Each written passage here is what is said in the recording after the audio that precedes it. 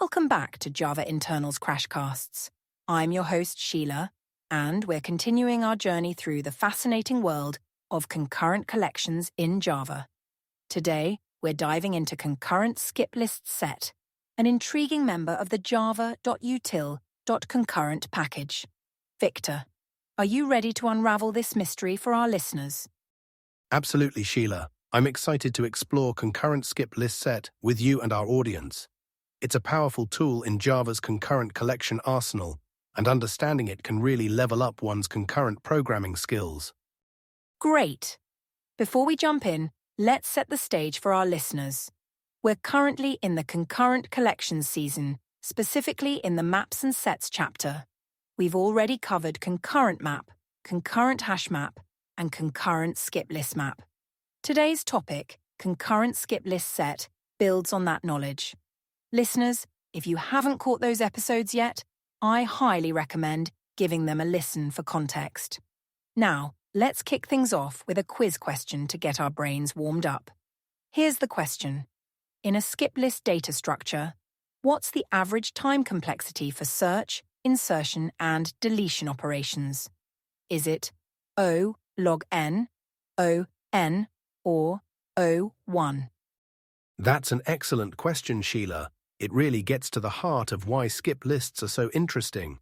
Without giving away the answer, I'll say that this time complexity is crucial to understanding the performance characteristics of concurrent skip list set. Listeners, think about how the structure of a skip list might affect these operations. Is it more like a linked list, an array, or something in between? Great points, Victor. While our listeners ponder that question, let's start with the basics. Can you give us an overview of what concurrent skip list set is and why it exists in the Java Concurrent Collections framework? Certainly. Concurrent skip list set is a concurrent sorted set implementation based on a skip list data structure. It provides a thread-safe, scalable alternative to synchronized sorted sets. The key feature of concurrent skip list set is that it allows multiple threads to perform read and write operations concurrently without blocking each other, which is crucial for high-performance, multi-threaded applications. That sounds powerful. So it's thread-safe and allows concurrent access. But I'm curious, what exactly is a skip list? It sounds like some kind of data structure that lets you skip over elements, but I'm not sure how that works. Great question, Sheila. A skip list is indeed a clever data structure. Imagine you're in a skyscraper with 100 floors and you want to get to the 75th floor. Instead of stopping at every floor, you might take an express elevator that stops every 10 floors, then switch to a local elevator for the last few floors. That's essentially how a skip list works. It creates express lanes in the data structure to speed up searches. Oh, that's a fantastic analogy. So in terms of the actual implementation, how does this translate to the data structure? In a skip list, elements are arranged in layers. The bottom layer contains all elements in sorted order, like a linked list. Each higher layer acts like an express lane, containing fewer elements but allowing for faster traversal. When searching, you start at the top layer and work your way down, skipping large portions of the list. This is what gives skip lists their efficient search, insertion, and deletion operations.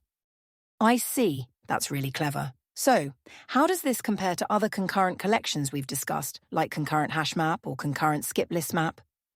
Great question for comparison. Unlike concurrent hash map, which is unordered, concurrent skip list set maintains its elements in sorted order. It's more similar to concurrent skip list map in its internal structure, but it's a set so it doesn't store key value pairs, just unique elements. The set in its name means that it doesn't allow duplicate elements. That makes sense. Now, you mentioned it's thread-safe and allows concurrent access. Can you elaborate on how it achieves this without compromising performance? Absolutely. Concurrent skip list set uses lock-free algorithms for its operations. This means that instead of using traditional locks, which can cause contention and blocking, it uses atomic operations and clever algorithms to ensure thread safety. Multiple threads can perform reads and even writes concurrently, without blocking each other. This leads to excellent scalability, especially in multi-core systems with high concurrency. That's impressive. It sounds like it could be really useful in certain scenarios. Can you give us an example of where concurrent skip list set might be the ideal choice in a real-world application? Certainly. Imagine you're building a high-frequency trading system where you need to maintain a sorted list of stock prices that's constantly being updated and read by multiple threads. Concurrent skip list set would be perfect for this. It allows concurrent updates as prices change, maintains the prices in sorted order, and provides fast access for threads that need to read the current prices. That's a great example, Victor. Now, I'm curious about the performance characteristics. Are there any trade-offs or situations where concurrent skip list set might not be the best choice? Excellent question, Sheila. While concurrent skip list set offers great scalability and concurrent performance, it does have some trade-offs. The skip list structure means that it uses more memory than a simple list or tree. Also, for very small sets or in single-threaded scenarios, simpler data structures might perform better. It's really optimized for concurrent, multi-threaded environments with a moderate to large number of elements. I see. So it's not a one-size-fits-all solution. Are there any common pitfalls or misunderstandings that developers should be aware of when using concurrent skip list set? Absolutely, Sheila. One common misunderstanding is assuming that because it's concurrent, it's automatically faster in all scenarios. As I mentioned, for small sets or single-threaded use, simpler structures might be more efficient. Another pitfall is relying on the size method for accurate real-time size. Because of its concurrent nature, the size can change even as the method executes, so it's only an estimate. Those are great points, Victor. Now, before we wrap up, let's reveal the answer to our quiz question. The question was, in a skip list data structure, what's the average time complexity for search, insertion, and deletion operations? Victor, would you like to do the honors? Of course. The answer is O log n. This logarithmic time complexity is what makes skip lists, and by extension concurrent skip list set, so efficient for large datasets. It's comparable to balanced tree structures, but with the added benefit of lock-free concurrency. Thank you, Victor. To summarize today's episode, 1. Concurrent skip list set is a thread-safe, sorted set implementation based on skip lists. 2. It allows for concurrent read and write operations without blocking. 3. It's ideal for scenarios requiring a sorted concurrent set with frequent updates and accesses. 4. It offers O log n, time complexity for its main operations. 5.